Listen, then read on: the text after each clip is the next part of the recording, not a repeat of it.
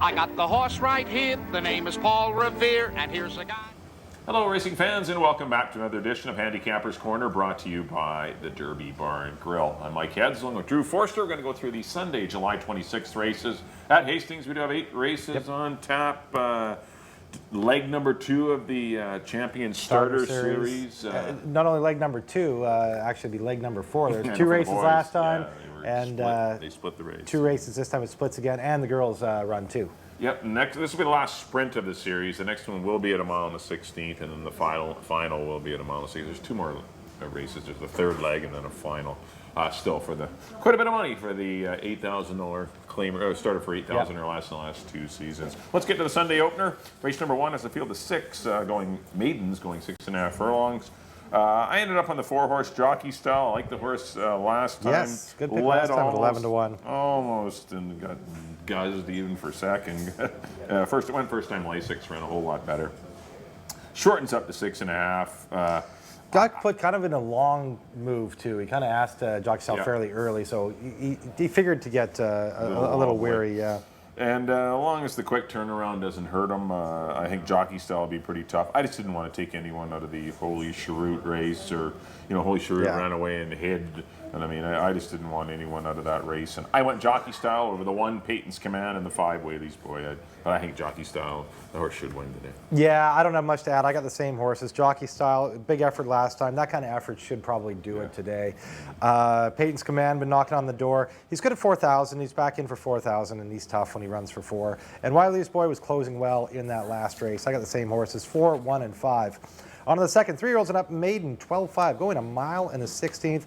I've landed on the 2 here out of the Anita Bolton barn. If we knew then. Good third last time behind Crackdown. Actually, just got beat a nose, almost ran second. Very tough to try and run down Crackdown, who ran a big race. We see him run on Saturday. This is a much softer spot. I think it's his race to lose. I got him on top. I put Betting on You out of the Cindy Krasner barn. Good effort last time for 16, led the whole way. And ran 4th, but only got beat a length because there was that blanket finish, that race of Too Much Johnson and Hartset came back to run a good one. That was a pretty live race, and definitely one that fits in here for 12-5. Amadeo Perez sticks with him. And 3rd spot, Rio Hanna out of the Barb Heads barn. 2 starts earlier this year, both for 25. The other one that drops down in for 12-5, and had a little freshening. That could prove well for Rio Hanna when these other ones really haven't. That's kind of the fresh horse in here, but I went 2, 1, and 4. Yeah, I have the same horses.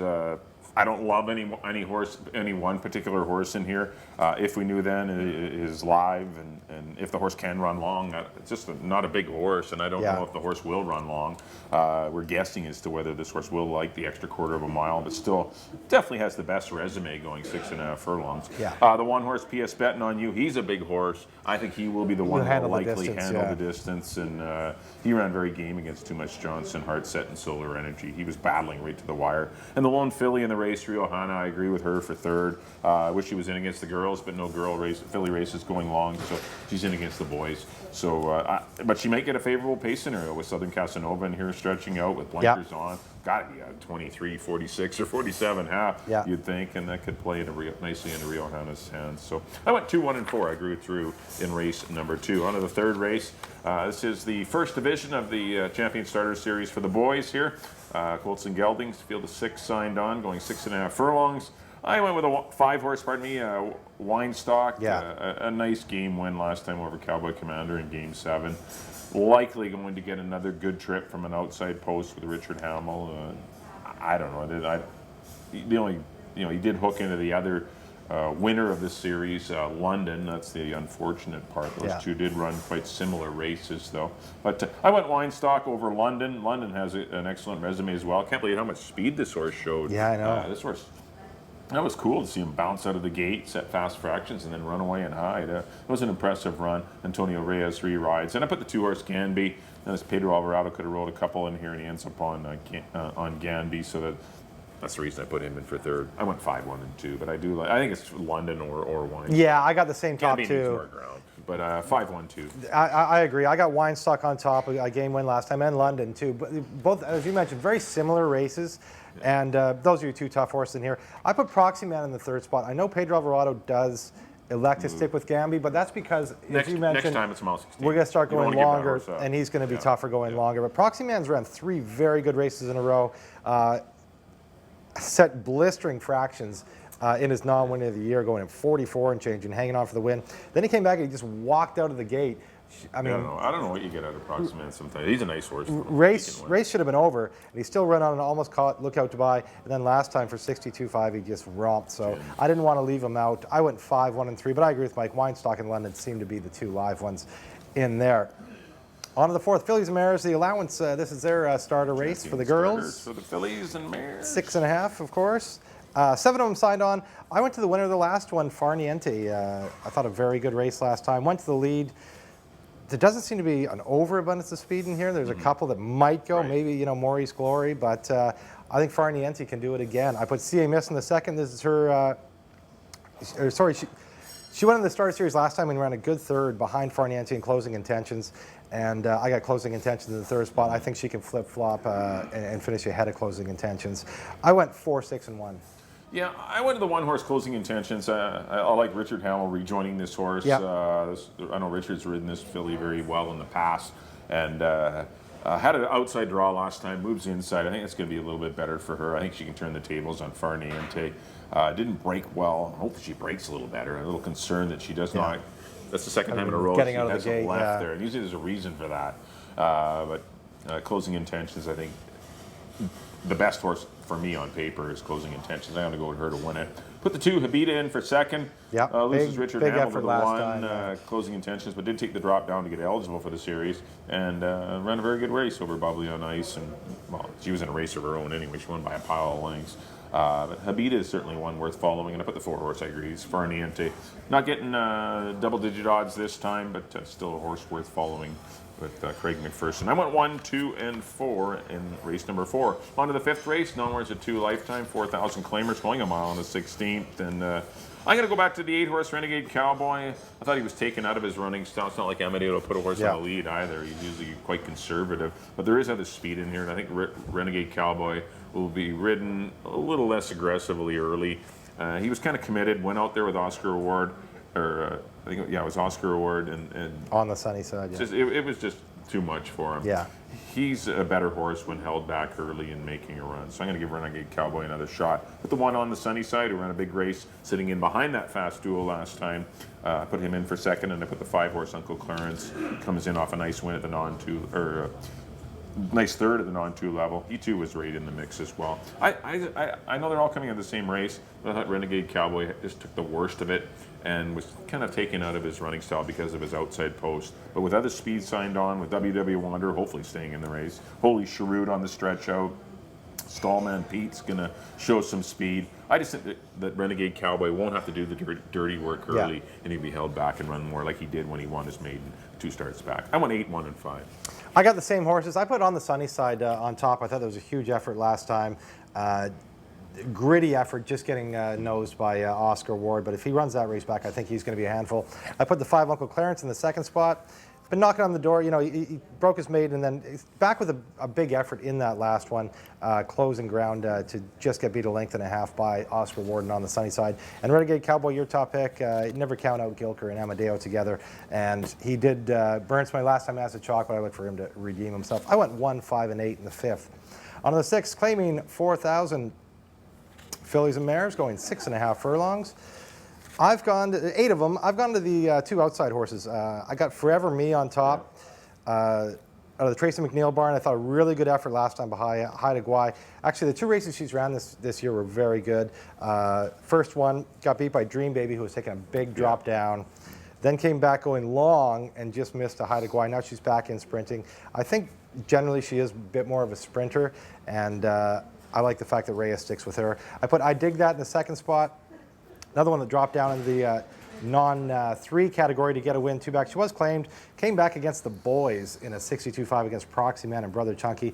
Now she gets back in against the girls. She's eligible because she's a non-4. It's a non-Where's the Year or a non-4. She's eligible. Yeah. And the 3rd spot, I put Medea out of the Cindy Krasner barn. Been rounding into form, cuts her distance back. Those last 2 efforts were much better than she had been running, and I look for her to keep rolling. I like to see Amadeo Perez get aboard her. I got 7, 8, and 1. Yeah, I got the same top 2. I went with the Speedy. I Dig That, though, for Rod Thayer's, more known for his excellent harness driving out at Fraser Downs. But Rod course, from another racing family, Ralph and Glenda Thayers. Ralph used to train, his father trained quite a few horses at Hastings over the past 30 or 40 years. But I dig that. Looks like the lone controlling speed in here. I think this horse has got to get the lead. Ran against the boys last time. That was a tough race. Gets back in against the fillies and mares. This horse will be more of a force. I agree with the 7 horse Forever Me. A little leery of the fact the horse been off a month with no works. It's my one little knock. Scare, If you got to poke a hole in a horse, that's my one little. Well, I wouldn't want to jump all over the horse at 5-2. And I put the 2 horse Jazz Unlimited in for third. Yeah. The horse is always in the mix. I know last time she wasn't, but she'd been freshened up after that poor race. Her races prior put her in the mix. I put her in for third, but I think I dig that. If she can still run at all, it's going to get things her own way on the head end.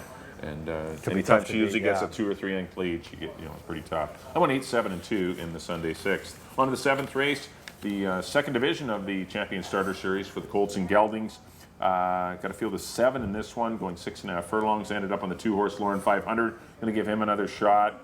Had a tough trip last time, lost position early, didn't really have a good trip. Might get out there. I mean, there's not much speed in this race. Yeah. I can see Mark Buchanan just maybe going in here. There isn't.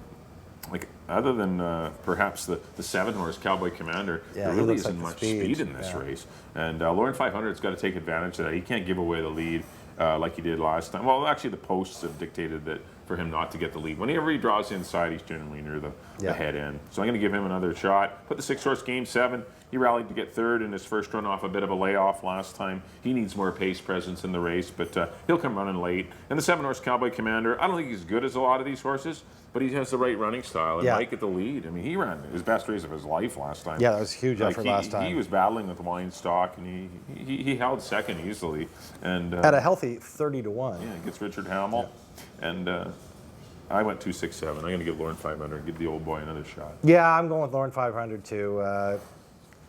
He was kind of, the horse everybody saw he's a heavy favorite coming into this series, that he's the horse to beat. He got eligible in Golden Gate this winter. Everybody thought Lauren 500 is going to be very tough in this series, and I'm not going to stray too far away from him. I got him on top. I put Cowboy Commander in the second spot, as you mentioned, a huge race last time, and he's going to be near the front, and they're probably not going to be flying up there. He won't even go very fast. Yeah, I don't think there's going to be too much. I could see him and Lauren 500 just kind of going around there 1-2 the whole way. And I put Game 7, the other one you like too.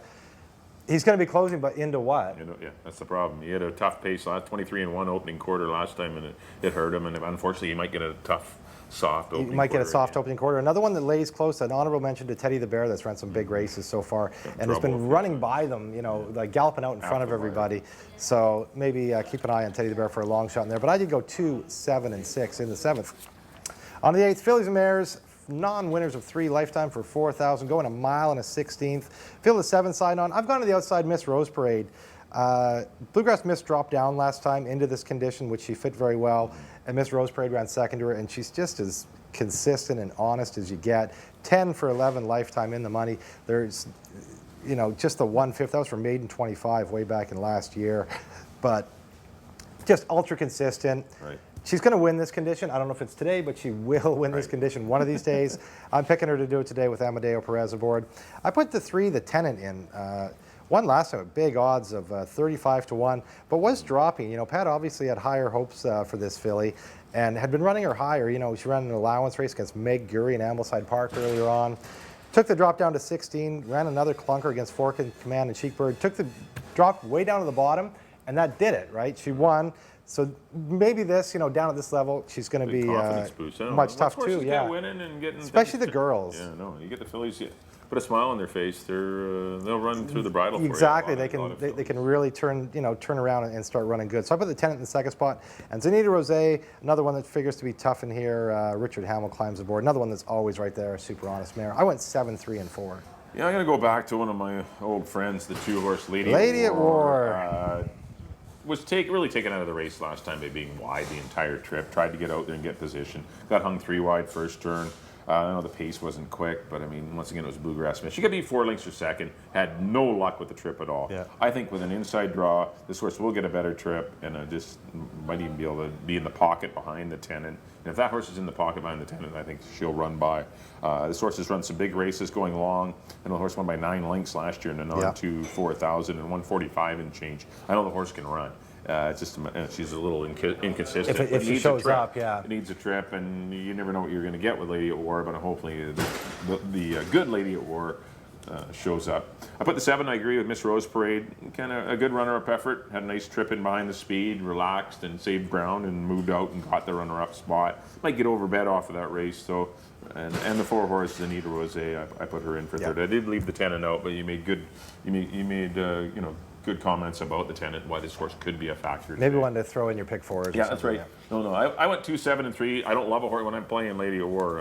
Or picking Lady at War. It's not it's a wide open event. But I did go 2, 7, and 4 to close out the Sunday card. Well, that'll do it for our analysis. Next up on screen will be a quick recap of our selections. Here are my selections. Back in race number 1, I went to the 4 horse jockey style 415. Race number 2, I went to the 2 If We Knew Then.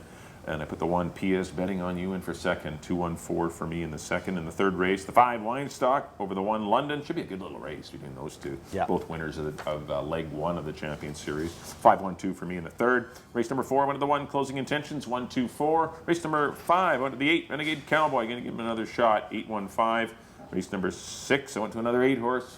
I dig that. 8, 7, and 2 in race number 6. In the 7th race, number 2, Lauren 500, better drawn. I think he'll be more of a force in the early going, and hopefully in the late going. 267 for me in the 7th, and in the 8th and final, I went to the 2 Lady at War, 2, 7, and 4 to close it out.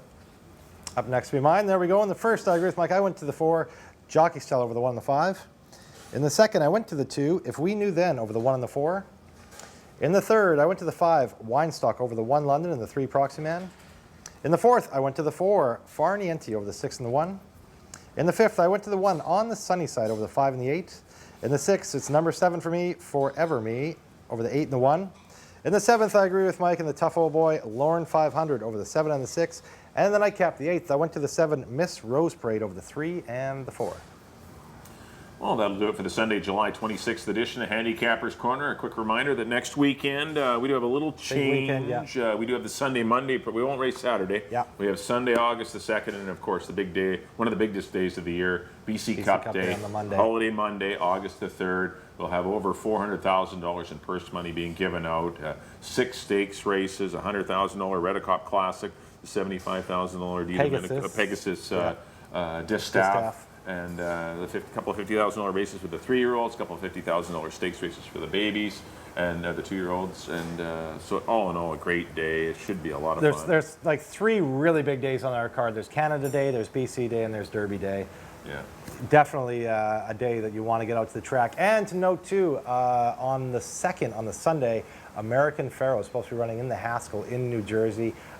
Great place to come watch it right here at the Derby Bar and Grill on that Sunday. Yeah, if you can't make it out to Hastings, get out here to the Derby Bar and Grill. It should be a lot of fun to watch American Pharoah. And a lot of great that they're running them. A lot of them are taking them on. A few nice little 3-year-olds going to take on American Pharoah in the Haskell, but it should be a lot of fun. That's on Sunday, August the 2nd. And a quick note too, 12:50 will be the first post on Monday because we will be running 10 races. We're an hour earlier on the holiday Monday, so 12:50 will be the first post. So it should be a lot of fun. If you can't make it to the races that day, don't forget the Derby Bar and Grill. We'll have all sorts of things going on. It'll be a lot of fun. Don't miss out on BC Cup Day. It's been going since 1995. This will be rendition number 21. 21st running of BC Cup. So this seems like yesterday when they started it, but it should be a lot of fun. On behalf of Drew, thanks everyone for tuning in to Handicappers Corner. We'll see you next time here at the Derby Bar and Grill.